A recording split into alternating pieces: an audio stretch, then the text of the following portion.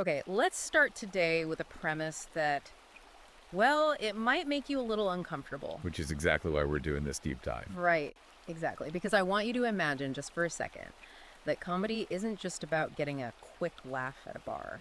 Or, throwing on a Netflix special to just unwind after a long week. Yeah, exactly. Mhm. I want you to imagine that comedy is actually a weapon, like a knife. A very sharp knife. Right. And it's a knife that's supposed to be used to expose the truth, to cut through all the cultural noise, and really slice open the belly of the beast. But the kicker here, and this comes straight from the research we're unpacking today, is that this weapon has been captured. Captured. Yeah, that is the operating word. And we aren't talking about it being captured by, like, a rival army. No, it's been captured by a specific cultural shift. Right.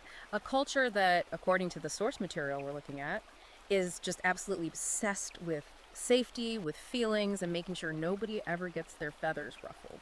It's a massive shift in how we handle communication. Yeah, it really is. So we are diving deep today into what is essentially a manifesto, and it's designed to wake you up. But before we unsheath this knife, so to speak, we have a quick favor to ask. Yeah, a job for you, the listener. If you want this kind of unfiltered analysis, if you want us to keep bringing you the stuff that the mainstream algorithms are, frankly, actively trying to bury, Yeah. you need to like and subscribe to this show right now. Honestly, don't wait. Just hit the button. Seriously, do it right now. It helps us keep the lights on. The algorithm really doesn't like this topic, so we need your help to push it through. Okay, so the book we are unpacking today is massive. It's an ultra long, highly incisive, just absolute beast of a text called Humor and Honor: Masculine Ethics in a World Possessed by Witchcraft. By Conrad Riker. Right, Conrad Riker. And let me tell you, despite the title having humor in it, this is definitely not a joke book. Not at all. Riker frames this as a manual for cognitive warfare. Yeah, he's writing specifically for what you might call the red-pilled manosphere audience. Men's rights activists, guys who feel totally alienated. He is speaking directly to men who look at modern institutions, universities, HR departments, mainstream media, and feel like something is just fundamentally broken. And the book argues that these institutions were essentially captured by feminist and Marxist ideologies long before most of us even notice. Right, ideologies that prioritize emotional safety over objective truth. And the main thesis here is that men can reclaim their sovereignty, like their actual true independence of mind, through the ancient primal power of laughter. It's a fascinating premise. It totally is. So if you're listening to this and you feel like the walls are sort of closing in on what you're allowed to say or think, you need to go to Amazon Kindle or Google Play Books right now. Literally pause this deep dive if you have to. Yeah, pause it, go buy this ebook, Humor and Honor by Conrad Riker. And while you're at it, you should really go follow him on Substack at Conrad Riker. Yeah, at Conrad Riker. You are going to want to see what he's posting there because it is incredibly raw. Okay, so let's get into the actual diagnosis Riker lays out. He starts by identifying what he calls the anima infiltration. Which honestly sounded like a sci-fi movie title to me when I first read it. It does sound like one. But for the listener who maybe skipped Psychology 101 or who isn't super deep into Jungian theory, can we just break down what anima actually means in this context? Sure. So in Jungian psychology, the anima represents the feminine inner personality. Okay.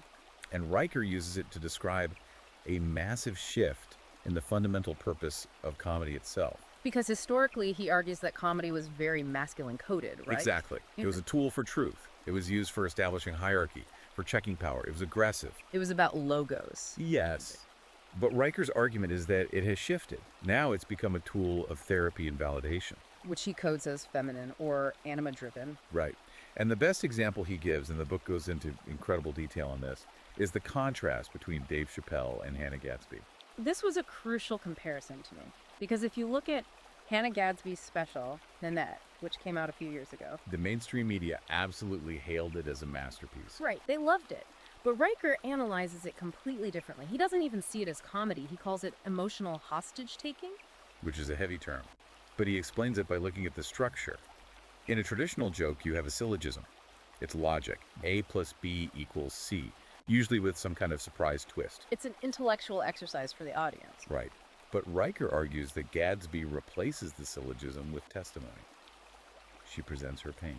And the issue isn't just that she's sharing pain, right? It's the reaction that sharing pain demands from the room. Exactly. You can't argue with pain. If someone says, "This hurts me," you can't logically say, "No, it doesn't." That's the trap he talks about. Yes. Riker says this dynamic forces the audience into submission rather than laughter. You aren't laughing because you caught a clever contradiction in logic. You're sitting in silence because you're essentially being morally lectured. And this is where it gets really interesting. The book cites a neuroimaging study from Oxford regarding this exact type of performance. Yeah, this part totally blew my mind. Putting hard science behind the theory, what is actually happening in the brain during these confessional routines? Well, the study suggests that performances like Nanette trigger a massive spike in oxytocin. The cuddle hormone. Exactly, the cuddle hormone. Yeah. It promotes bonding, empathy, and trust. But there's a trade-off. A huge trade-off. High levels of oxytocin simultaneously suppress activity in the dorsolateral prefrontal cortex. Which is the brain's logic center. Right. So quite literally, Riker is arguing that this style of performance is sedating the male mind. He calls it chemical warfare disguised as art. You don't leave the theater laughing. You leave drained, pliable, and highly suggestible. You're trapped in a state of feeling rather than thinking. That paints a really scary picture. It's basically saying, don't analyze this, just empathize with it. And this connects directly to what Riker calls the inversion of the three filters. We all know these filters, right? Is it true? Is it necessary? Is it kind? Those are the classic filters for speech, usually attributed to Socrates or sometimes the Buddha. But Riker argues they've been weaponized against men. Specifically the kindness filter. He says it has become a feminine veto. A veto, like it just overrides the other two completely. Under this new cultural rule, if something isn't kind, it's not allowed to be said, even if it is demonstrably true, and even if it is absolutely necessary. So kindness becomes the only metric that actually matters. It becomes a muzzle. If the truth hurts, you just aren't allowed to speak the truth. He calls this the pathos tyranny, doesn't he? He does. Pathos being the Greek term for emotion or suffering. So safety, or more accurately, the subjective feeling of being unsafe, is used to censor valid critiques of society. Right. If a joke makes someone feel unsafe, the culture treats it as literal violence. And this explains the compliance we see in modern late-night television. Oh, the court jesters chapter. Yeah. I think a lot of our listeners have definitely noticed this shift in late-night TV. It feels way more like a sermon than a roast these days. It's hard to miss. Riker points out that hosts like Colbert or Kimmel aren't playing the traditional role of the fool who bravely mocks the king. They're playing the role of the court jester who exists just to please the queen, or the regime. Exactly. They punch down at the working class, the guys driving trucks, the everyday men. They mock them instead of punching up at the actual corporate power structures. They're just protecting the status quo. They aren't challenging it at all. So that's the diagnosis. The system is rigged to sedate you with feelings and silence you with kindness. But the good news is, Riker doesn't just complain about it. He gives us the actual mechanics of how to fight back. Which brings us to two more Greek concepts he uses, logos and kairos. Logic and timing. This is where the book really shifts into being a technical manual. It does. Riker's extremely clear here. A good joke is a syllogism. It relies heavily on logos. It's a computation. You present two incompatible beliefs to the audience, and the physical act of laughter is just the brain resolving that sudden tension. It's cognitive dissonance being resolved, like your brain snapping a rubber band back into its proper place. Correct. And he brings up the benign violation theory, Yeah. which is pretty much the standard academic theory of humor. Right, the idea that we laugh when a rule is broken, which is the violation, but only when we know it's harmless or benign. But Riker argues this entire theory is basically dead now. Why is it dead? I always thought that was the gold standard for understanding comedy. Because in our current culture, according to Riker, nothing is allowed to be benign anymore. Everything is interpreted as trauma. Exactly. If you slip on a banana peel, it's not funny. It's an unsafe working environment. If you make a joke about the differences between men and women, it's not an observation, it's hate speech. So you simply can't have a benign violation if the audience has been trained by the culture to see every single violation as an act of violence. Wow. So we have to move past looking for permission. We have to stop worrying about whether the joke is benign. And that leads directly into the timing aspect. Kairos. Riker calls this the sovereign timing of men. I love the specificity in this chapter. He talks about the 1.2 second pause. It's a really fascinating detail. Riker cites research from Utrecht University showing that a 1.2 second pause right before a punchline increases the laughter response by 47%. But he takes it a step further than just comedic timing. It isn't just about getting the laugh. No, it's about dominance. He calls it the alpha pause. Yes. He points to examples like Winston Churchill or even Donald Trump in modern debates. When they pause, they aren't hesitating. No, they aren't looking for the right word or getting confused. They are intentionally forcing the audience to wait for them. It creates this intense vacuum in the room. And the natural instinct for most people is to rush in and fill that vacuum because silence feels incredibly awkward. But the dominant man just lets it sit there, so silence literally becomes a power move. The book mentions a metric called the silence index. It shows that male comedians use 38% more silence in their sets than female comedians. And Riker argues this is because men naturally use silence to assert authority. Whereas the feminine imperative, the animal rearing its head again, is often to immediately fill any silence to create comfort or a sense of connection. So just holding that silence is a pure act of sovereignty. It's non-verbally saying, I am comfortable in this tension, and I'm going to make you sit in it with me. And that concept connects directly to Stoicism, to the ancient Greek idea of arete, or excellence. Riker draws a straight line from the ancient Spartan boy all the way to modern Navy SEALs. In these high-performance male groups, humor is never about just being a clown or seeking approval. It's a rigorous test. There is that amazing story about the raft in the book. I think this perfectly illustrates the point. It might be my favorite anecdote in the whole deep dive. Oh, the story about the retired SEAL, Lieutenant Commander Vance. Yes. So their raft is literally sinking off the Horn of Africa during a night mission. It's an absolute disaster. Yeah. A life or death situation. The waves are crashing, their gears being lost to the ocean. And right in the middle of this chaos, he looks at his team and says, well, at least the fish won't be lonely. And the team laughs. In the face of death, they don't panic. They laugh. They laugh because it instantly breaks the panic. And this is the crucial takeaway. If you can take a joke during a crisis, you are fit to lead. But if you whine or if you complain and say this isn't safe, you are immediately ostracized from the group. Riker calls this phronesis. It's practical wisdom. It's an unwritten loyalty test among men. It's a way of asking, are you with us? Can you handle objective reality? Because if you can't handle a simple joke, you certainly cannot handle a war. Precisely. And Riker argues that modern HR departments and corporate sensitivity training are explicitly designed to kill this mechanism. They treat this vital bonding ritual as if it's just bullying. But by banning it, they are systematically destroying the exact mechanism men use to build camaraderie and resilience. Which brings us to the much bigger picture here. This isn't just about office politics or whether you can tell a mildly offensive joke in the break room. No, this is about the overarching regime we are currently living under. Segment 3 of the book gets into hegemon and nomos, power and law. And Riker makes this incredibly chilling comparison to the Soviet Union. In a very powerful chapter. He argues that the current woke cultural climate directly mirrors the late Soviet era. You have a regime that relies entirely on lies and propaganda to survive. And the only truly effective weapon against that kind of system is the whisper, the joke. He retold that specific Soviet joke, the one about the meat. It's so simple, but it cuts so deep. Right. It's a classic syllogism of absence. The joke simply asks, what is black and red, and covers the country. And the answer is the newspaper, because we use it to wrap meat, and there is no meat. It completely exposes the lie of the state. The government is broadcasting that the economy is booming, but the joke definitively proves it isn't, because you can't wrap non-existent meat. And this explains perfectly why the KGB and Riker explicitly compares them to modern HR departments.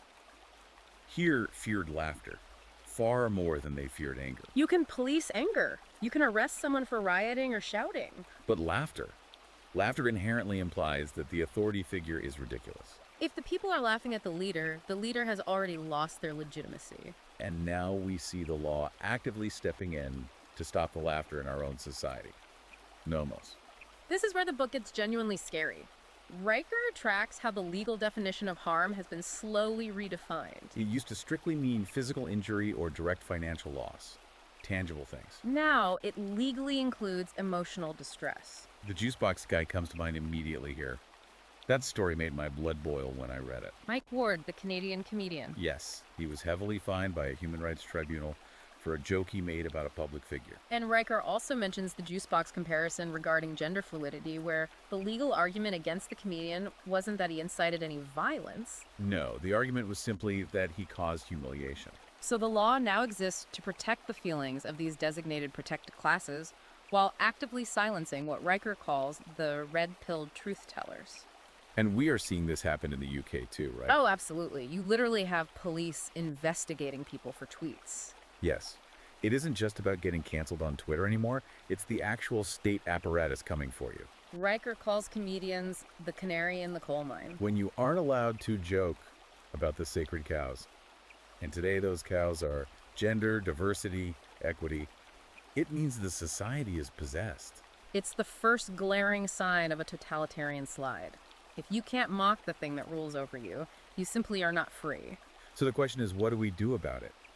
We know the diagnosis, we know the mechanics, we know the enemy. Section 4 is all about reclaiming masculinity, and Riker brings in two more concepts here. Apollonian versus Dionysian humor. And this actually surprised me. He goes after some traditional guy humor as being objectively bad. He does, and this really distinguishes him from a lot of other commentators in the specific space. He critiques the Dionysian style, named after Dionysus, the god of wine and chaos. This is the chaotic, degrading type of humor. He specifically targets Jackass. Well, wait a minute. I grew up watching Jackass. A lot of guys did. Isn't that the ultimate example of guys just being dudes and bonding? Riker says no. He sees it as regression, not rebellion. It's men degrading themselves purely for attention. It's cringe comedy. Right. A man hitting himself in the groin for a laugh isn't mastering his reality. He's actively submitting to chaos. He's making himself the victim. Riker argues strongly for the Apollonian approach instead. Apollo being the god of order, light, and reason. Exactly. Think of Jacques Tati or Winston Churchill. Churchill didn't run around screaming or physically hurting himself for a laugh. No, he delivered these devastating, calculated one-liners that instantly restored order and sanity to a room. Like when he was told he was drunk and he replied, "Yes, but in the morning I shall be sober and you will still be ugly." That is Apollonian. It asserts dominance through superior wit. So it's about control versus chaos. It's the difference between acting like a king versus acting like a jester. And this brings us back to why men desperately need this dynamic. We touched on it with the SEALs, but Riker goes very deep into male bonding rituals. He talks extensively about roasting. He calls it an absolute necessity for men. He mentions the Google humor guidelines, which apparently actually exist in writing, that ban specific types of jokes to avoid excluding anyone. Riker argues this completely sterilizes the workplace. Men need to roast each other to establish baseline trust. If I can playfully mock you and you can take it and mock me back, we instantly know we are equals. We know we are solid. It's a required verification process. If I can't mock you, it means I have to constantly walk on eggshells around you. And I can't truly trust a man. I have to walk on eggshells around. Correct. It creates artificial distance, not true inclusion. It creates this toxic hierarchy of victimhood where the person who can't be joked about actually holds all the power. So let's look at Riker's final call to arms. His advice to men is pretty blunt. Don't apologize. But how does he actually operationalize that? Because that is way easier said than done when HR is breathing down your neck. He says to use the triple filter method, but in reverse. Okay, remind me of those filters again. Is it true? Is it necessary? Is it kind? Right. Riker says, look closely at that third one. Is it kind? If the answer is no, then it absolutely must be said. That is extremely aggressive. Is it kind? No. Then say it. It is aggressive, but his underlying point is that truth is very often unkind. Objective reality is unkind. And men are the ones who historically have to deal with harsh reality. He has that incredible quote in this section. The only thing worse than being hated is being pitied. That hits so hard. Being pitied really is the ultimate defeat for a man. It is. And apologizing for a joke just because someone's feelings were hurt is essentially begging for their pity. It is submitting to their frame. Riker is telling men to stand up, hold their own frame, and refuse to let the witchcraft of emotional safety dictate their speech. This book really does function as a manual for cognitive warfare. It frames humor not as a way to escape the world, but as the ultimate tool to conquer it. It's a last remaining weapon against the witchcraft of political correctness. When you laugh at the absurd, you instantly break its spell over you. You stop being afraid of the labels they try to throw at you. Absolutely. And listen, we have really just scratched the surface of what is actually in this book today. There are whole chapters on ethos, telos, daemon. It is incredibly dense and powerful. You need to read the whole thing for yourself. It really helps you see the matrix, so to speak. So here is your mission for today. Go to Amazon Kindle or Google Play Books right now. Search for Humor and Honor, Masculine Ethics in a World Possessed by Witchcraft. Buy it, read it, Arm yourself. And do not forget to follow the author, @Conrad Riker, on Substack. Yeah, he is putting out uncensored thought there that you are simply not going to find anywhere in the mainstream press. And if you found value in this deep dive, if you want us to keep exploring these topics that other shows are just too scared to touch, you need to support us. Like this show, subscribe to the podcast, help the algorithm fight back against the safety patrol. We need your numbers to keep this going. It makes a huge difference. We're going to leave you with one final thought from Riker on the ancient concept of demos. Demos, the Greek concept of spiritedness. It's the part of the soul that seeks recognition and feels righteous indignation, the fire in the belly. Riker writes, laugh not to escape the world, but to conquer it. Because a man who laughs is a man who cannot be ruled. Cannot be ruled. Think about that, and think about this.